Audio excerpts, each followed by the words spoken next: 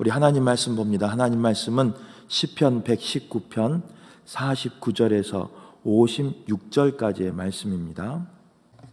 우리가 한 절씩 교독합니다. 주의 종에게 하신 말씀을 기억하소서. 주께서 내게 소망을 가지게 하셨나이다.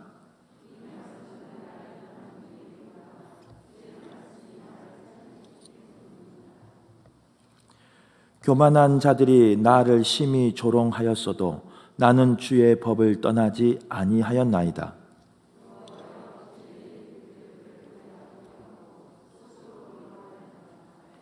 주의 율법을 버린 악인들로 말미암아 내가 맹렬한 분노에 사로잡혔나이다.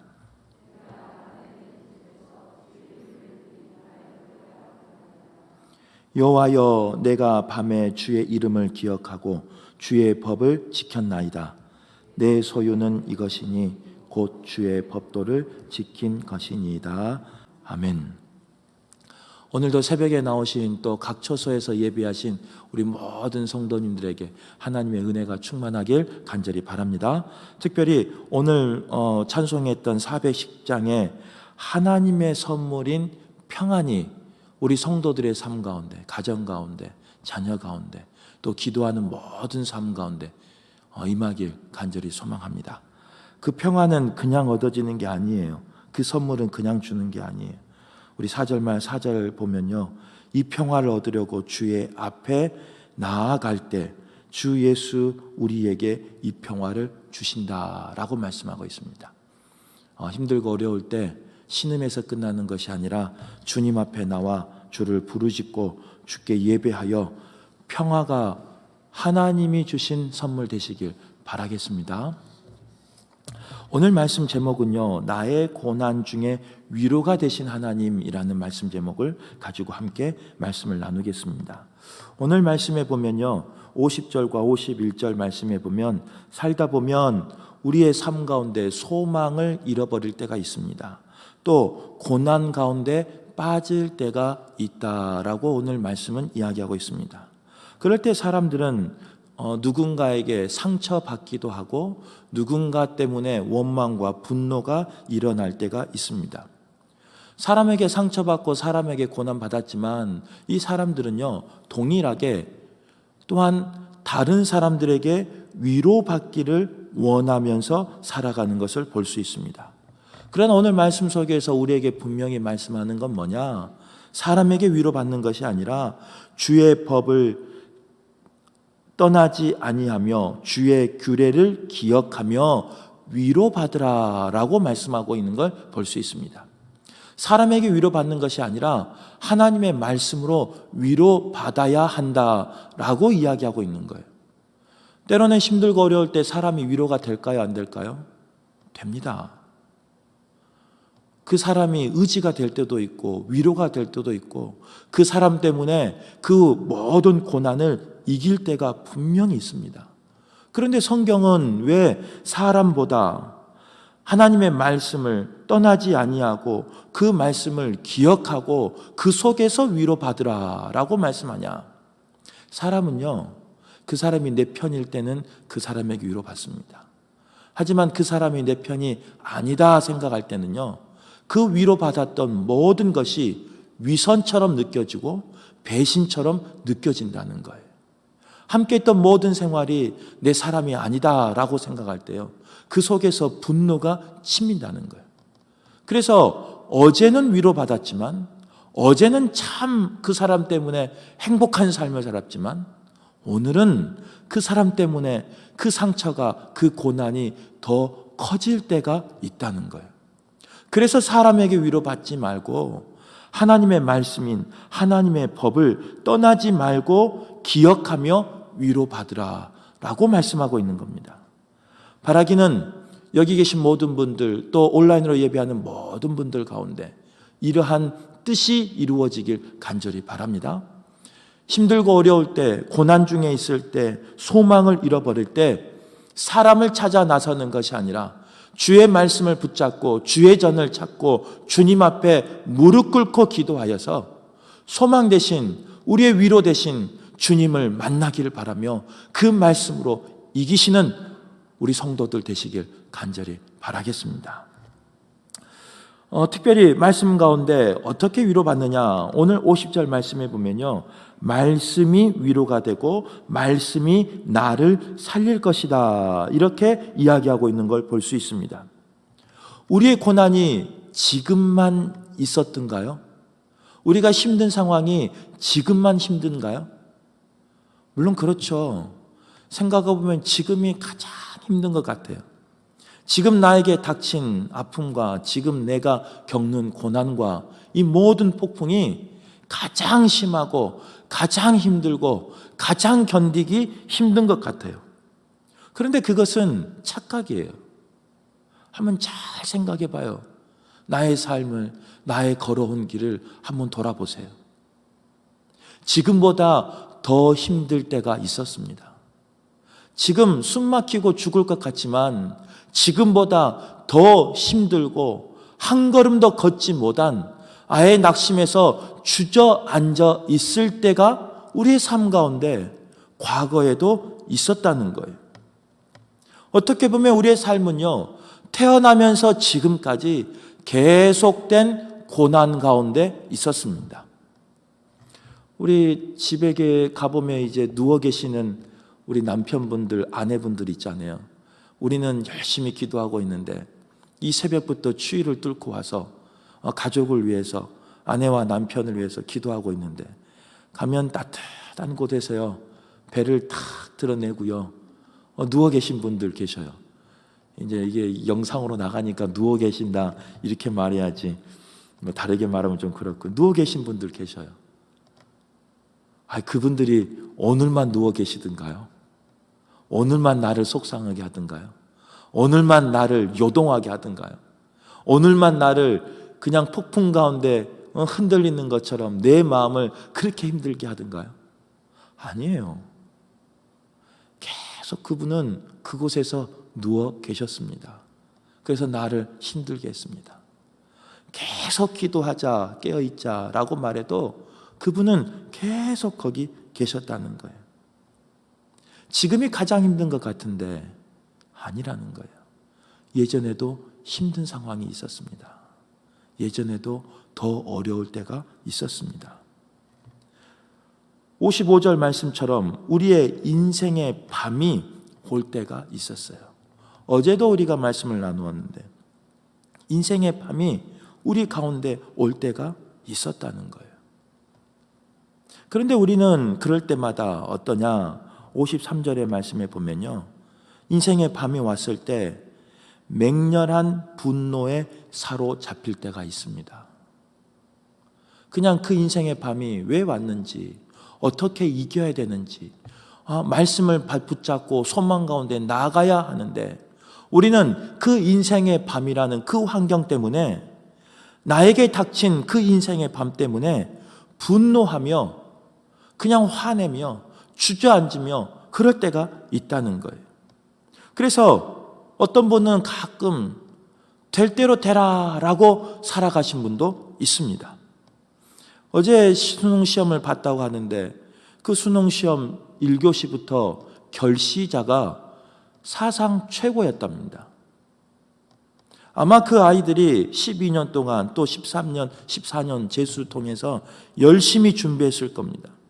그런데 막상 이 코로나 때문에 또 여러 가지 일 때문에 시험을 보러 가려고 하니까요, 자신이 없었는가 봐요. 그래서 시험도 치르지 아니하고 에이 다음에 보지, 다음에 하지 하면서 포기하는 학생들이 많았다는 거예요. 신앙생활도 마찬가지인 분이 있어요. 열심히 해요. 그러다가 어느 한계에 도달하면요, 에이 하면서 그냥 다 내려놓고 그냥 포기해버린 사람도 있습니다. 새벽 예배 나온 것도 마찬가지예요. 전날 이 새벽 예배를 드리려고요, 우리가 얼마나 많은 수많은 알람을 맞춥니까? 그 알람 소리를 듣고 끄고 듣고 끄고 하다가 결국 몇 시에 일어난 때도 있냐면 4시 59분에도 일어날 때가 있습니다. 그러면요, 출발이 아직 늦은 시간이 아니니까 물론 좀 늦게 오겠죠. 그러면 부랴부랴 챙겨서 오면 돼요. 그런데 대부분 사람들은 4시 59분에 그 알람을 듣고 일어난 분들은 어떻게 하느냐? 에이, 지금 가도 늦는데, 아이, 중간에 어떻게 들어가? 창피하게. 하면서 포기해버린다는 거예요. 그게 우리의 삶이라는 거예요.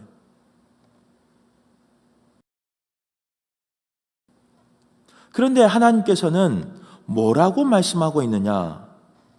55절에 우리의 인생의 밤 가운데 주의 이름을 기억하고 주의 법을 지키라 라고 말씀하고 있습니다.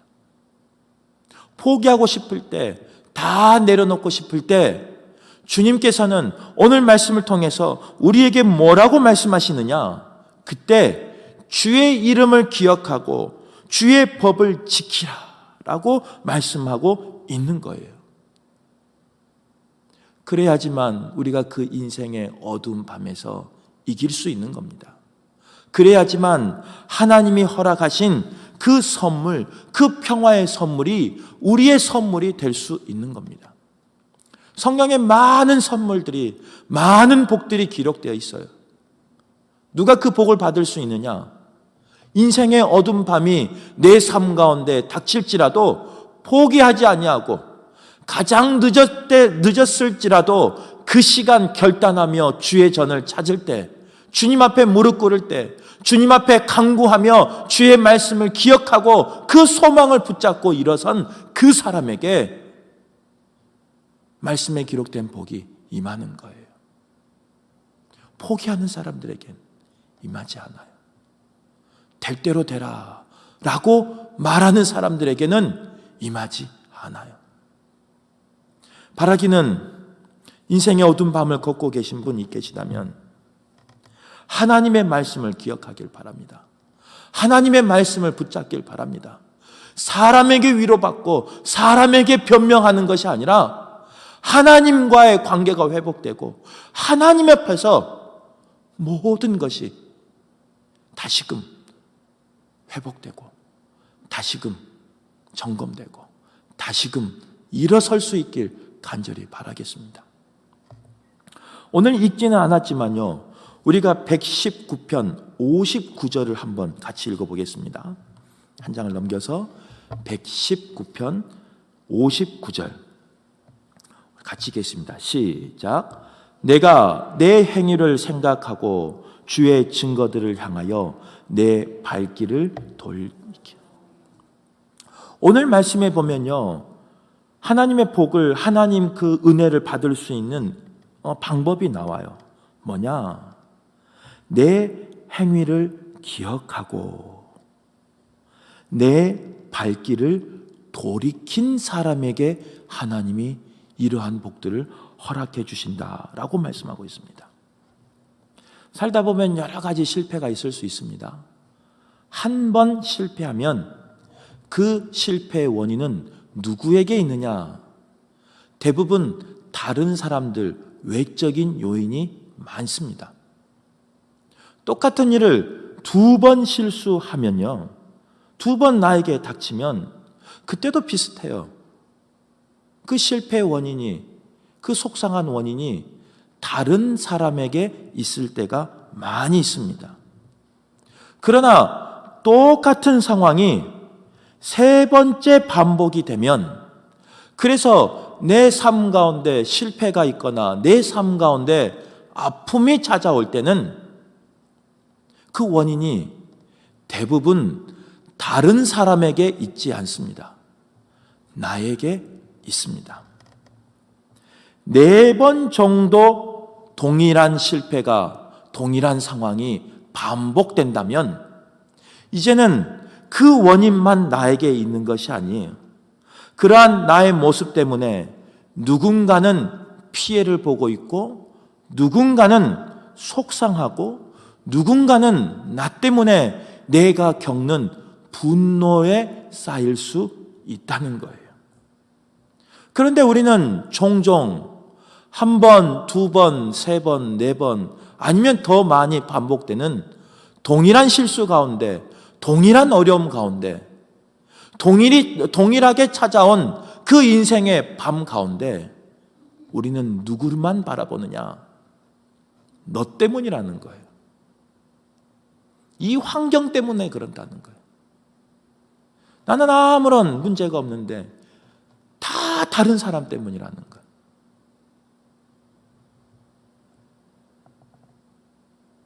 그런 우리에게 하나님이 주신 말씀이 바로 오늘 말씀입니다. 나의 행위를 생각하라.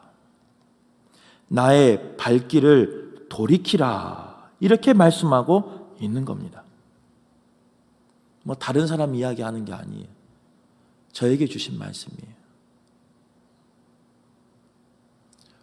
늘 말하지만 저도 힘든 과정이 있었습니다.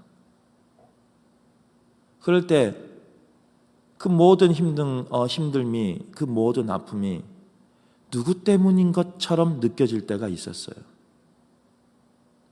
내가 열심히 하는 게 뭐 잘못이에요?